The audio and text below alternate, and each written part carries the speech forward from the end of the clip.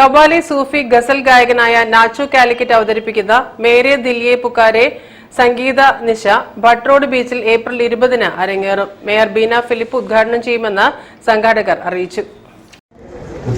പാടാൻ ഉദ്ദേശിക്കുന്നത് സൂഫി കവാലി ഗസൽ പ്രത്യേക ആലാപന ശൈലിയിലൂടെയും മറ്റുള്ള കൂടെ കോറസും ഫീമെയിൽ സിംഗേഴ്സും.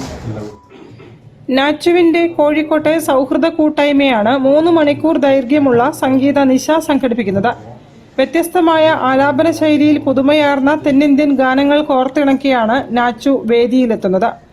പിന്നണിയിൽ പ്രശസ്ത ഗായിക ദേവിക ദേവരാജും വേദിയിലെത്തും. ഏപ്രിൽ 20-ന് ഞായറാഴ്ച വൈകിട്ട് 6 മണിക്ക് ഭട്ട് ബീച്ചിലാണ് പരിപാടി സംഘടിപ്പിക്കുന്നത്. മേയർ ബീന ഫിലിപ്പ് മേരെ ദില്ലിയെ പുക്കാരെ സംഗീത നിശ ഉദ്ഘാടനം ചെയ്യും. ഈ പ്രോഗ്രാം ഏപ്രിൽ 20-ന് 6 മണിക്ക് കോഴിക്കോട് മേയർ ബീന ഫിലിപ്പ് ഉദ്ഘാടനം ചെയ്തുകൊണ്ടാണ് പ്രോഗ്രാം നടത്താൻ തീരുമാനിച്ചത്.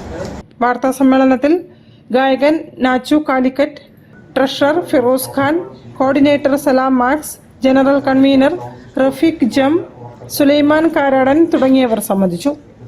News bureau, Kozhikode. വാർത്തകളിൽ ഇനി മറ്റൊരിടവേള. ക്യാൻസറിനെതിരെ പൊരുതാനായി കാലിക്കറ്റ് സിറ്റി സർവീസ് സഹകരണ ബാങ്കും MVR ക്യാൻസർ സെന്ററും സംയുക്തമായി അവതരിപ്പിക്കുന്ന ക്യാൻസർ ചികിത്സാ സഹായ പദ്ധതിയാണ് മാസ് കെയർ.